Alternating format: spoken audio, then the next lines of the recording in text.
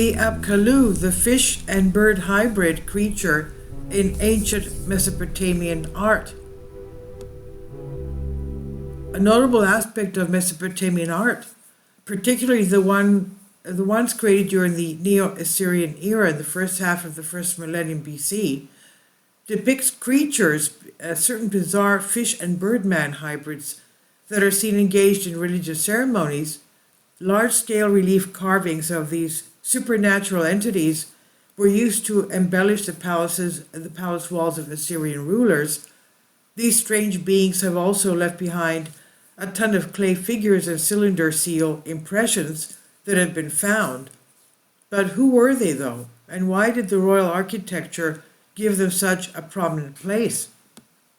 The hybrid fishmen who had come to Babylon in pre-Diluvian period and served as the advisors to the 10 kings who ruled before the flood were referred to in the cuneiform inscriptions as Apkallu, which means sage or wise. The 7 sages were another name for the 7 Apkallu. One by one, they had risen from the Erythraean Sea, the Indian Ocean, and disseminated to the populace all the laws of civilization. In other words, they came from the oceans. The Chaldean astrologer Boresus, a priest of the temple of Bel and a contemporary of Alexander, wrote about the Apkallu in a piece of literature called Babyloniasi Ka 281 BC, and according to him, the first of the Apkallu to arrive in prehistoric times was known as Uana, or Wanis in Greek, and at that time, huge crowds lived in Babylon, and they did not have any rules. Alulim, the very first king on the Sumerian king list, began his reign in the first year. Quote, there made its appearance from the part of the Erythraean Sea which bordered upon Babylonia, an animal endowed with reason, who was called Oannes. The whole body of the animal was like that of a fish, and had under a fish's head another head, and also feet below, similar to those of a man, subjoined to the fish's tail. His voice, too, and language was articulate and human, and a representation of him is preserved even to this day. This being in the daytime used to converse with men, but took no food at that season, and he gave them an insight into the letters and sciences, and even kind of art.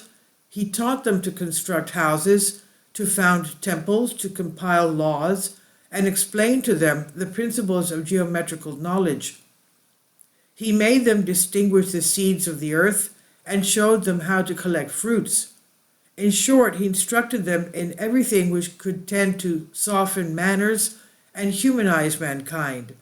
From that time, so universal were his instructions, nothing material has been added by way of improvement. When the sun set, it was the custom of this being to plunge again into the sea and abide all night in the deep, for he was amphibious. After this, there appeared other animals like Oannes, of which Berosus promises to give an account when he comes to the history of the kings. End quote. So it's plainly evident from the reading, this incredible account by Berosus, that Apkallu were more than just priests wearing cloaks made of fish skin. They were aquatic beings who possessed traits shared by both humans and fish. They're referred to as the creatures of the Apsu in the cuneiform literature, where Apsu denotes the sea of fresh water beneath the earth or the underground aquifers.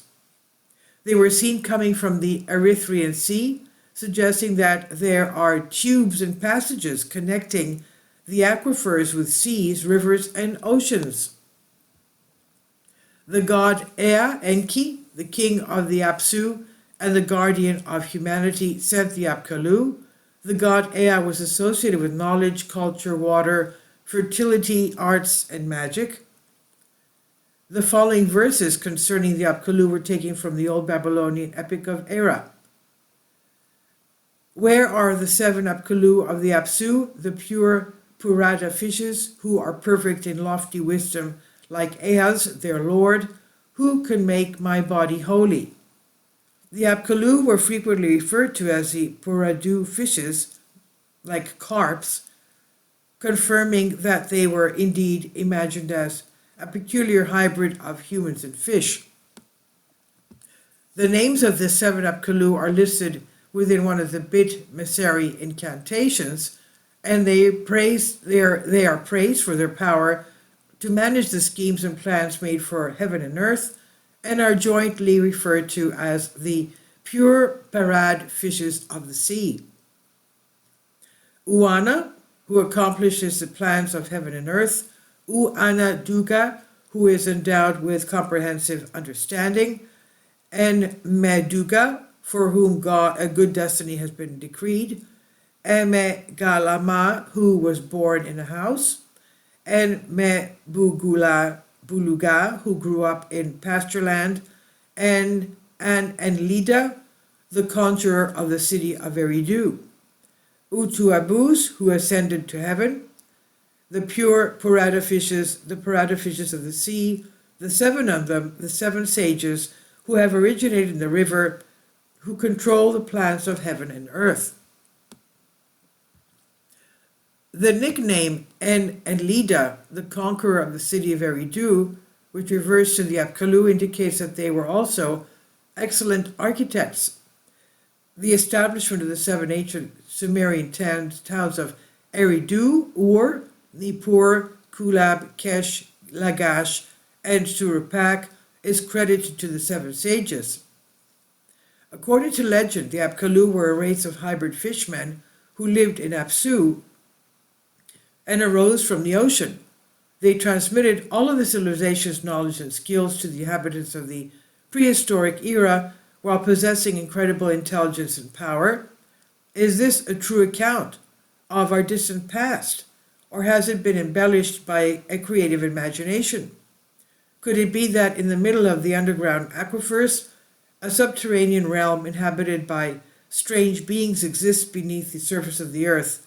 What do we know about the aquifers and ecology? Probably nothing.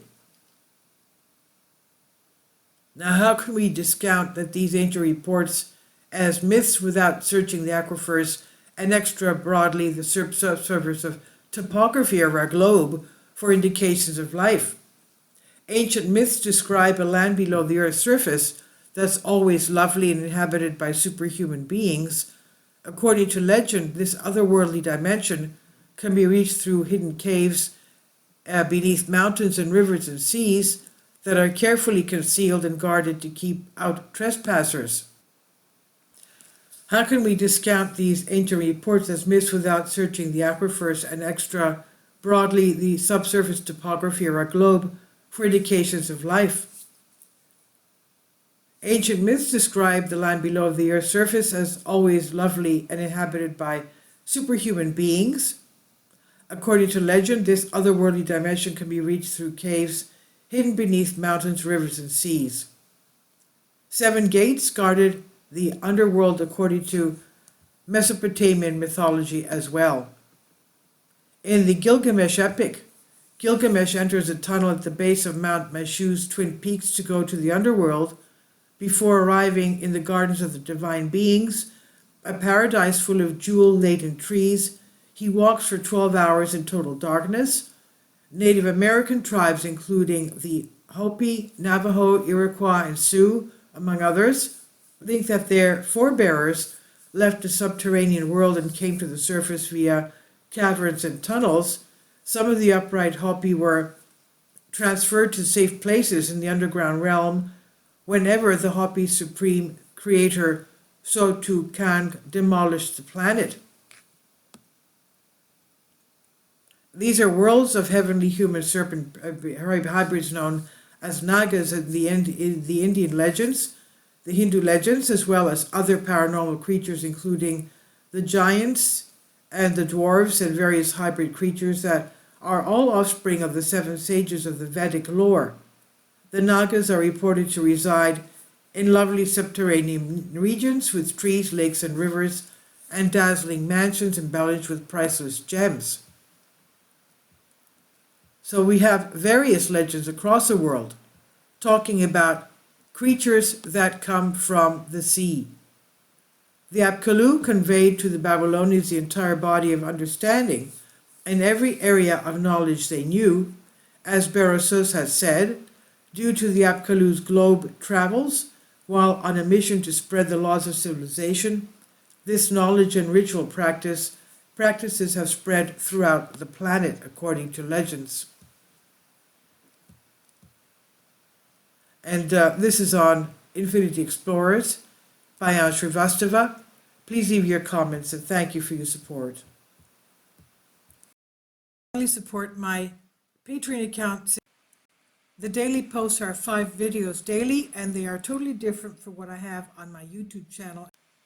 Thank you so much for your support and that you find all my content so interesting. You'll find the Patreon account details in the description box below.